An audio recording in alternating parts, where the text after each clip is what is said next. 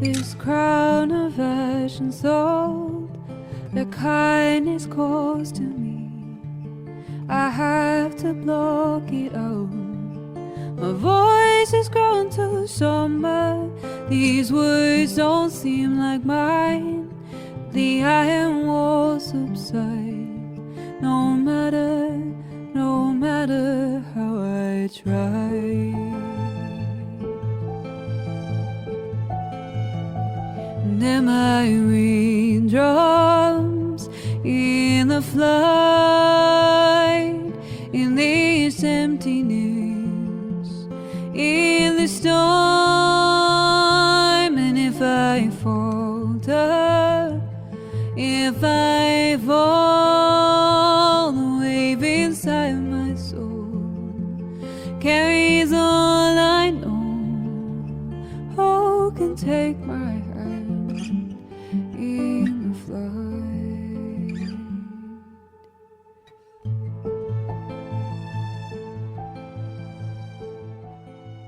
Back in 2017, a little game that could came out and blew people away. Horizon Zero Dawn was a massive shock to the video game industry. Everyone seemed to underestimate it. Nobody expected the amazing game we got, and yet it still delivered. Even though everyone was ignoring it and looking towards Breath of the Wild at first, it managed to get the astonishing score of 89 on Metacritic, and recently was reported to have sold over 20 million copies. To put that into perspective, that's only about 4 million short of the latest report on Breath of the Wild sales. Horizon was a huge hit on PlayStation and launched Guerilla Games from the developer who made a few okay shooters and one really good shooter, to the developer who made one of the most impressive, unique open world games ever.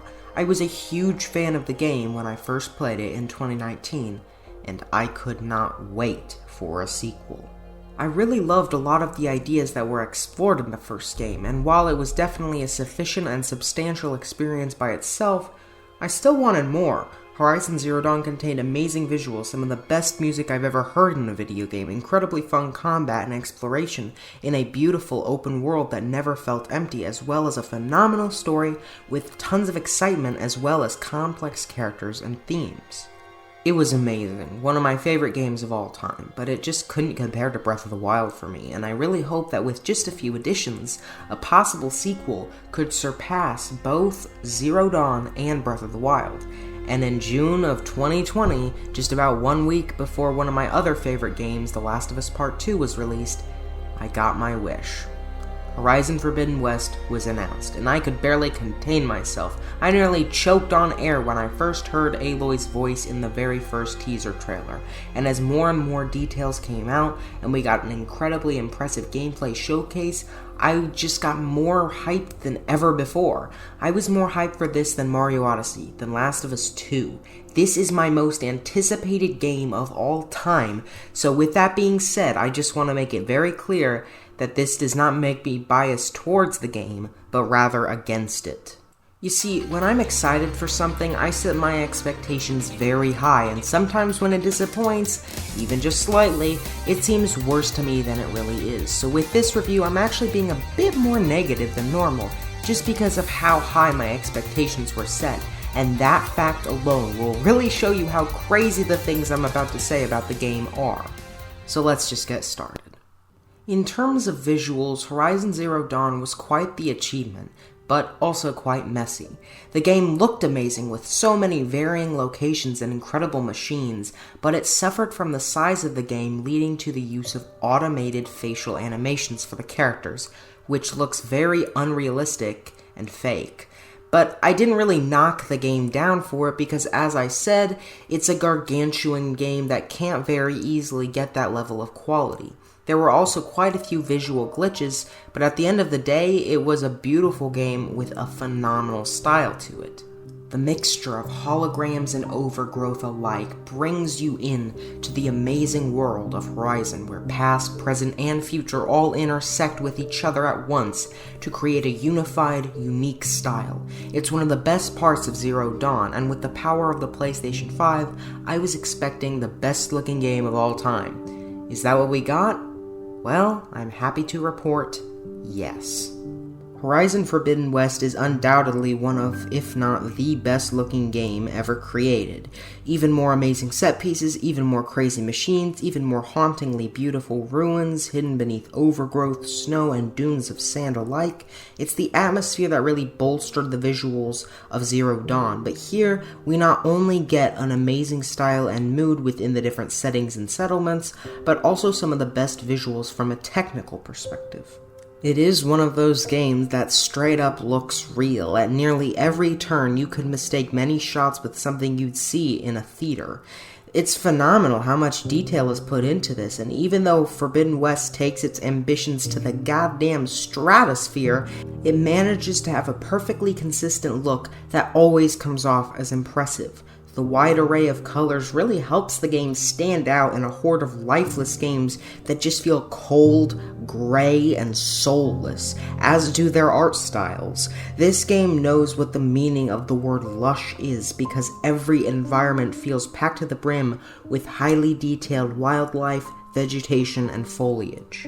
And those facial animations, oh my lord. Not only do story missions have hand-drawn, incredibly realistic facial capture, so do side missions. This is one of the biggest games I have ever played, and yet I only experienced one time that someone's face looked weird and unnatural. The smaller mannerisms are also captured through this more intimate form of animation, which really makes the characters feel alive, which is heavily important to this game, as its story relies on characters more heavily. Not only does Forbidden West look great with its character models, but it looks amazing when you're roaming the world, and the machines are also incredibly detailed and memorable with their designs. These have got to be some of the best enemy designs ever, and in terms of visuals, this game is a complete knockout. Until it's not. Yes, Horizon Forbidden West has quite a few glitches. Yes, they can sometimes be a bit hurtful to the immersion, but you must consider that this is a ginormous game, and that other open-world games often have far more glitches. In my close to 35 hours of playing, I experienced about 6 glitches, 5 of them visual, 1 of them in terms of control. Compare this to Ghost of Tsushima, where I witnessed close to 30 or 40, Days Gone, where there were over 100, and even Spider-Man and Breath of the Wild, where there were definitely around a dozen. The glitches are more noticeable here because of the massive scope and spectacle of Horizon Forbidden West, and this being a next-gen title, but if you actually think about how it stacks up to other games in its genre, even the greatest ones, it's probably the most polished I have ever played. I have played other games with fewer glitches like The Last of Us Part 2, but not any games of this size. So to anyone saying this is the next Cyberpunk, how about I go over to your house and make your life a glitch, huh? Yeah, there are glitches, but there are glitches in literally every game, so saying that they ruin Forbidden West is an argument that only a complete fool would make.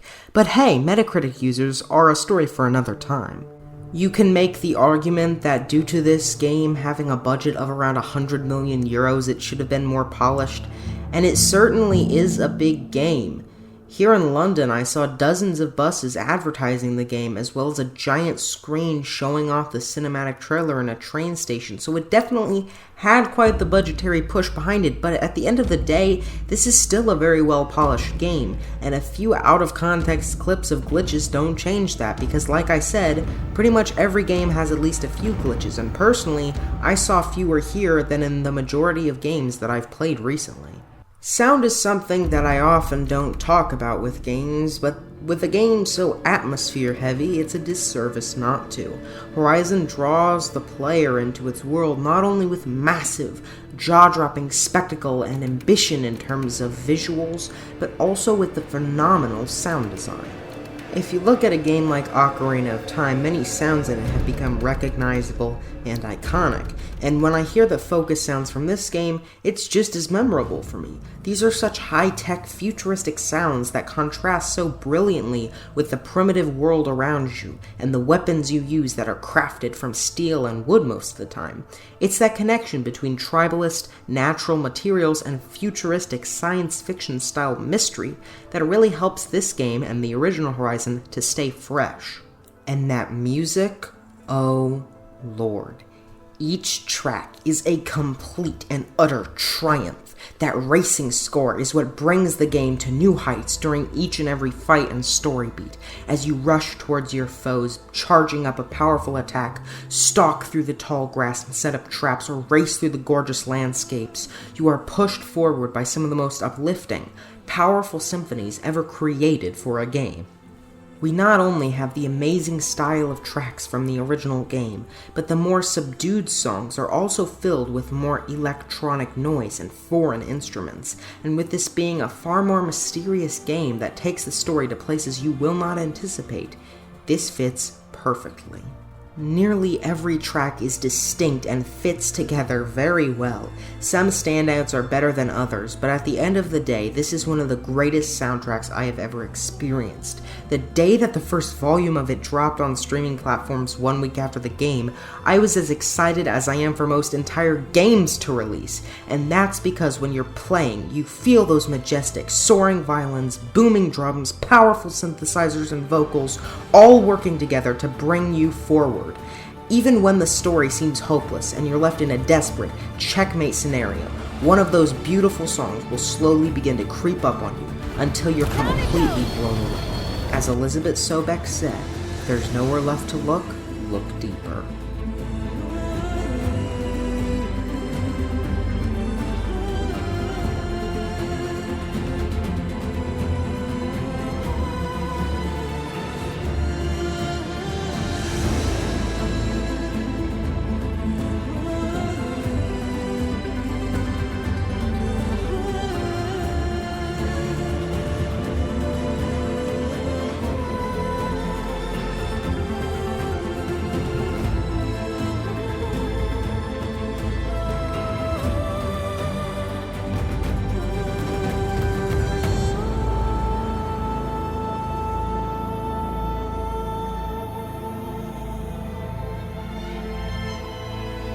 This game is a total knockout in terms of visuals and audio, and one of the most impressive games I have ever played. As an early adopter of the PS5, that's really saying something. But this isn't a movie, rather a video game, so we need to talk about the gameplay, and one of the largest parts of this game is combat. The first Horizon had some really fun, engaging combat that was miles ahead of other open world games, even ones that came years later like Ghost of Tsushima or Days Gone. I loved the wide variety of weapons, the intensity of the fights, the number of incredibly useful skills that majorly changed how you played, and above all else, the intensity of the fights against your mechanical foes. Horizon Forbidden West maintains every single thing that made the first game's combat so fantastic, but also makes significant improvements to the flow, consistency, and challenge. The first game had some of the best enemies in gaming, and many of the machines you fought were on par with the level of engagement that most games reserve exclusively for boss fights. You really needed to learn about the different components of the machines, their attack patterns, and even how they move to figure out the best strategy. It connects the player and their enemies very closely by allowing you to learn more and more about them as you run into more of them. It's the kind of game where you'll start out getting your butt handed to you by a machine, and then after a few hours you'll experience the pure euphoria of conquering it and figuring out how to properly defeat it.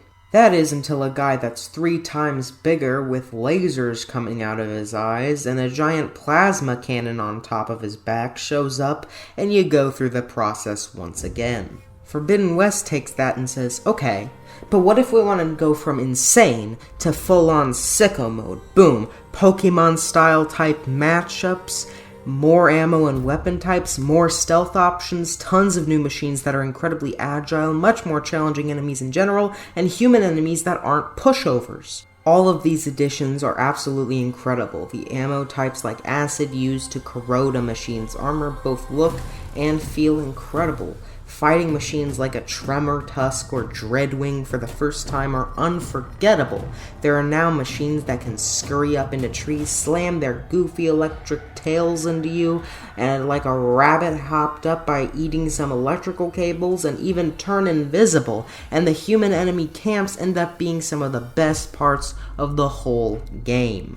If you can play some of the encounters of this game and not come out the other side a changed person, I do not know what's physically wrong with you. Not only are there far more complicated and intricate designs for machines, mostly with the bigger ones that now have way more components and weak points for you to experiment with, especially now that the components are much more often elemental, but the scale of the battles and the challenge that lies underneath has been majorly upgraded as well. Some of these machines are just incredible as achievements. If you thought a Thunderjaw was impressive in Zero Dawn, watch as a Tremor Tusk and a bunch of other machines that I can't describe without spoiling the game make that Thunderjaw look like a weakling. And this is before Apex machines as well as elemental machines are even brought into play too. Let's say that, for example, you want to fight a Claw Strider. In most games, a battle like this would be about firing constantly and then sometimes using melee, especially if this was an FPS, but this game says screw that, lets you use a frickin' javelin to blow the metal plates on it up, slow down time to fire a sniper precision arrow into one of its weak points, and also take part in one of the best melee systems out there. Even in the least spectacular fights, Horizon Forbidden West is 10 times more engaging and gives the player 1,000 times more freedom than most games have in even their cinematic finales. But yes, the melee is something that must be discussed. In Horizon Zero Dawn, it was incredibly basic, light attack and heavy attack. It was fun and helpful, but not at all deep or focused on. Zero Dawn was a game all about ranged weapons, but Forbidden West includes amazing combat with slings, bows, traps, javelins, and even a giant disc that shreds through armor from a ranged perspective like a Beyblade or something, as well as some phenomenal fighting with spears. You do not have a ton of different weapons. You will be using a spear or lance for the whole thing, but the number of fun and creative combos is absolutely massive. You can also flow so much better with them as well. Not only can you hit someone with 2 light attacks, but you can also then wait until the right moment to do the same action again and perform a powerful combo onto the enemy right next to you, then charge up a half moon slash, hit someone, jump off of them with a heavy attack, shoot a new blue sphere just right to get a resonator blast, and then slam your spear down for a powerful aerial move. That is all one chain of combos that you can link together, and that's just one of the ones that's sampled in the melee pits. During actual combat, you'll discover so many more moves to pull off, and they all feel amazing. It's on the level of a dedicated beat-em-up with the quality of its melee, and that is truly commendable. Normally, this would be a total afterthought, but here it is prioritized almost as much as the ranged combat, and that's partially due to your new human foes. The machines were amazing in Zero Dawn, and here they're stupendous, but in the first game, human enemies were quite underwhelming. They often took 1 or 2 shots to the head to go down, which doesn't seem too bad, but at a certain point they just became like training dummies of sorts. Here though, your human enemies have much more powerful weapons, are just as agile as Aloy, have heavy armor, and even can use some of the skills that you learn in the game against you. This armor means that you can't just shoot them in the head and then be done with it though. It means you have to get up in their face and take them down more intimately, slowly weakening them until you can manage to trick them into coming near a blaze canister and then blow them straight to hell.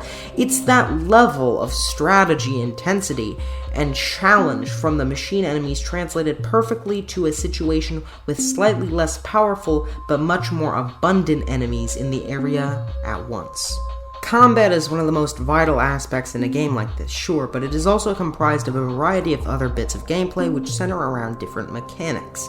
This game not only adds tons to the combat of Zero Dawn, and as a result achieves some of the best combat out there, but also makes large strides to improve upon the other mechanics from that game. Let's start with climbing. In Zero Dawn, climbing was extremely limited, and about on the same level as Uncharted. For me, the climbing and platforming of Zero Dawn was probably the worst thing about it, as many of the climbing grips blended into the environment, there was barely any challenge or engagement during these segments, and it felt very restrictive. I found myself often glitching my way up to some areas rather than taking the time to find the grip point, and to be fair, this is present in most open world games, but with Breath of the Wild's approach to this allowing for a maximization of freedom, It looks weak in comparison. And Guerilla definitely took note of this, as Forbidden West allows you to climb on most surfaces, highlights the grapples far more clearly, and includes other platforming mechanics that perfectly mix with the basic climbing. You can climb on probably around 80% of the terrain now, which makes it feel a lot more liberating. You're still on a preset path, but it opens up the exploration a lot more to keep things flowing and to make sure it never grinds to a halt where you have to spend ages trying to find the goddamn gripping point.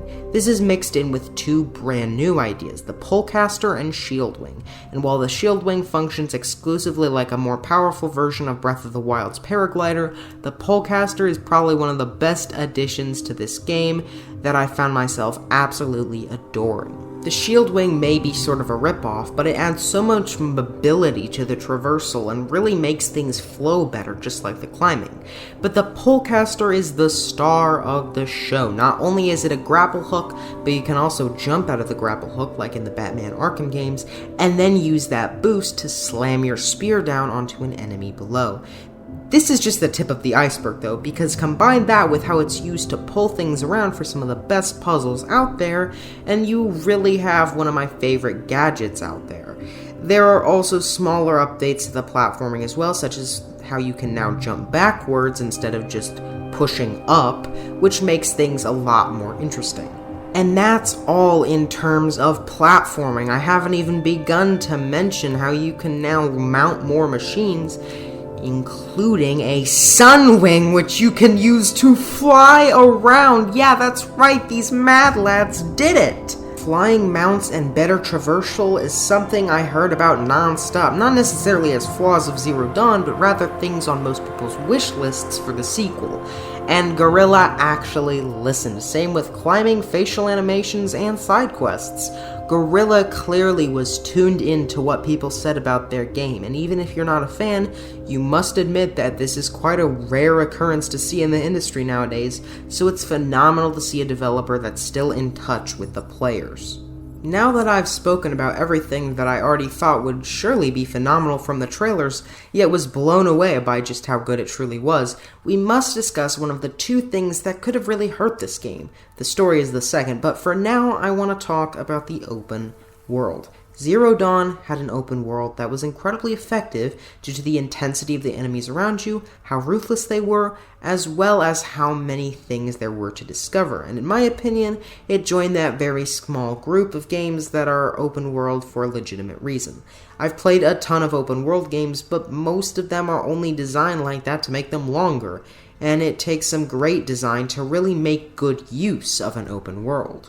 But when it's done correctly, it can bring some of the best experiences with it. Spider-Man, PS4, and Miles Morales, Breath of the Wild, Ratchet & Clank, Crack in Time, and Horizon Zero Dawn are all absolutely amazing games, and they are even better due to how effective their worlds are. So I fully expected Forbidden West to be a good open world game, but what I worried about was whether or not it could push the Horizon series and the genre forward, even just a little bit, but thankfully it ended up being better than I could imagine.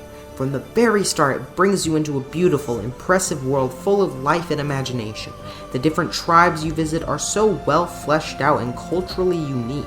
They really have spent a ton of time crafting some of the most lively, memorable settlements that each perfectly emphasize how creative the different people around you are, which is great because it really helps with the story too.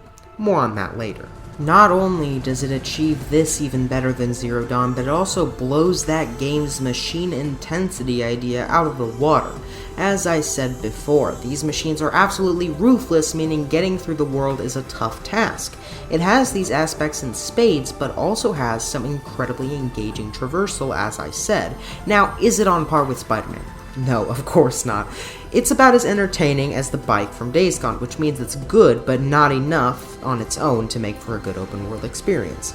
This is good because it combines the traversal with the previously mentioned lively culture and ruthless combat, as well as one more thing. This game has a certain point at which it branches off and lets you explore 3 different storylines in whatever order you want, like Breath of the Wild. This was a very nice surprise, and while not as mind-blowing or important to the overall game as it is in Breath of the Wild, it really does boost the open world experience even further. So to recap, this game combines intense foes and bustling open-world settings with great freedom of mission order during certain points, as well as some of the best traversal in an open-world game. It doesn't do every last one of these better than every other game out there, but I can definitively say that it has the most reasons to be an open-world game. It is justified in this genre, and it truly pushes it forward by showing us that games like this don't have to be boring, padded slogs, but rather their own unique experiences that actually benefit from the freedom an open world provides. And here we are, the story, the final frontier. Does Horizon Forbidden West manage to be one of, if not the best open world game of all time in terms of design? I'm happy to say yes. Does it provide some of the best, most exciting and liberating combat out there? Beyond the shadow of a doubt. And does it look and sound absolutely incredible? Yes. But what remains to be seen is how it handles the story. Will this manage to live up to Horizon Zero Dawn? Will it manage to have a story on par with something as incredible as The Last of Us, Undertale, or Spider-Man? Or will it be on the Ghost of Tsushima Assassin's Creed side of storytelling where people act like robots and you feel nothing? And let me ask you this, will it be Psycho Mantis? I really can't spoil too much, but let me just try to describe the story without ruining it for you. Horizon Forbidden West is a pretty direct sequel. Instead of jumping ahead years into the future and then showing fragments of the less interesting years in between during flashbacks, like The Last of Us Part 2, this game takes place only about 6 months after the end of Zero Dawn, and the plot is structured in a decently similar way. It doesn't go too crazy with how it's laid out, but the actual plot and characters? This is one of the most meaningful experiences I've had in a while. One thing you'll immediately notice is how much, well, character the characters have. They have a lot of personality, specific mannerisms that make them feel more alive, and phenomenal performances. Even characters in short little side missions feel incredibly realistic and entertaining. I especially like this one side quest where this cook is sort of a pushover, but as you gradually help him with his business, he also slowly learns how to stand up for himself. It's a level of nuance and humanity that most open world games, and most games even, don't have in their main stories, for God's sake. There are quite a lot of twists and turns as well here, and the story goes to places I never saw coming. It's quite a roller coaster ride, and while not as crazy as something like Last of Us, it does not play it safe and is willing to do things that you might not have ever thought they would, especially with how it tugs on your heartstrings. Horizon Forbidden West takes the Horizon series to a lot of new places, with many new faces along the way, and even though the story is constantly introducing you to new characters, tribes, ideas, conflicts, and areas, it all remains very consistent and concise. It doesn't ever get overblown, confusing, or bloated, and these plot twists are never taken to an extreme either.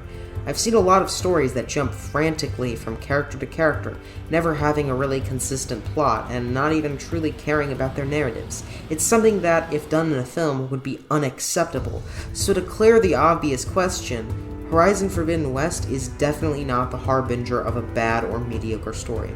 Rather one that is both exciting and compelling, while not feeling as if it's just trying to be shocking for the sake of it. It's the kind of sequel that could easily have just been like the first one, but introduces so many creative new ideas that would take 20 games for any of these pathetic cash grab franchises to finally introduce. It's the type of game that elegantly throws out fantastic mission, fantastic character, and fantastic scene like clockwork, so that you will never get bored, nor will you ever feel underwhelmed.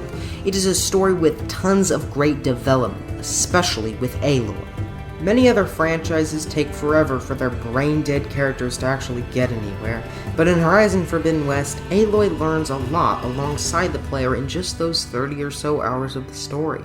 At first, Aloy is completely dedicated to her mission, focused on saving the world, but without time to spare for any of the people within it. She rushes through desperately, trying to fix everything herself and save those she cares about. but as she journeys through a vast new frontier, she meets all of these people, sees all of these cultures, gets wrapped up in all of these wars, and sees the bravery and love between others. She experiences this world at the same time that the player does, and gradually learns that the only way to truly care about and help the world is to never face it alone. She becomes reliant on those she loves. She becomes more patient and accepting of them when they falter, and she learns at the most desperate hour that the love and bond between humanity is the only thing that has kept it alive for so long. It's the kind of story that really resonates with me personally, as I'm someone who has had many experiences of closing myself off. This story is a brilliant, meaningful, and powerful reminder that we would never be where we are without the help of others. I too have only discovered the importance of connecting with other people during the worst of times, and so this story clicked with me on a very deep level. Aloy has to leave behind Elizabeth's philosophy of broad love for the planet and become more connected with everyone she knows.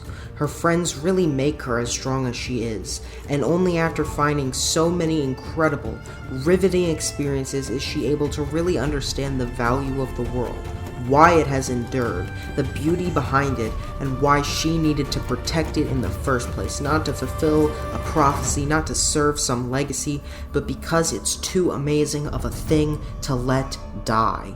Truly, this is one of the most amazing stories I have ever experienced within a video game. It blew me away with how intricate and morally complex the characters are, how realistically they grow and change, and especially with its broader theme. While Zero Dawn relied on the mystery of the world to craft a good story, this one recognizes what the world is and why it's so important to keep safe. This comes at a really meaningful time in the real world too, with the threat of war and death on our own horizon. It must be kept in mind the strength that this world has, that we all have. Horizon Forbidden West is a massive technical achievement, with some of the best visuals, most incredible music, fun and free gameplay, competent world design, and beautifully flowing mechanics all wrapped up in one of the most poignant, timely stories I have ever had the pleasure of seeing through to the end. So it is with much consideration that I reward this game with the new title of what is, in my opinion, the greatest game of all time. The story is second only to The Last of Us Part 2, the open world beyond anything else, and the combat among the all-time champions of design. 5 out of 5 is the only fair score for one of the most significant pieces of art I have seen and one of the most life-changing games, the message of which I will forever keep within my heart.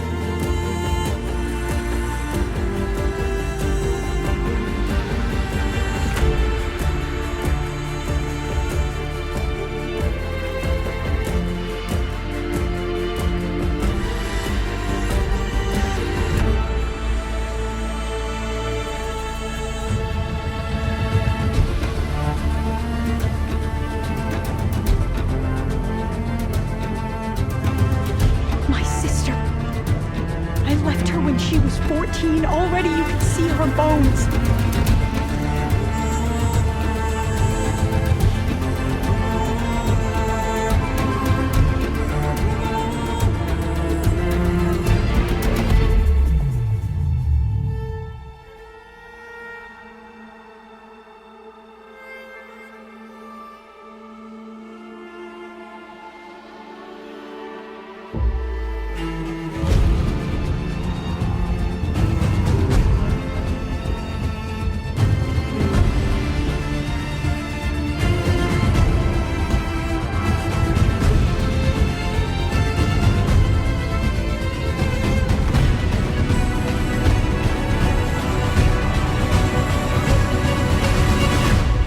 because they've always known what I've only just started to understand. That the people of this world have the strength to fight any battle.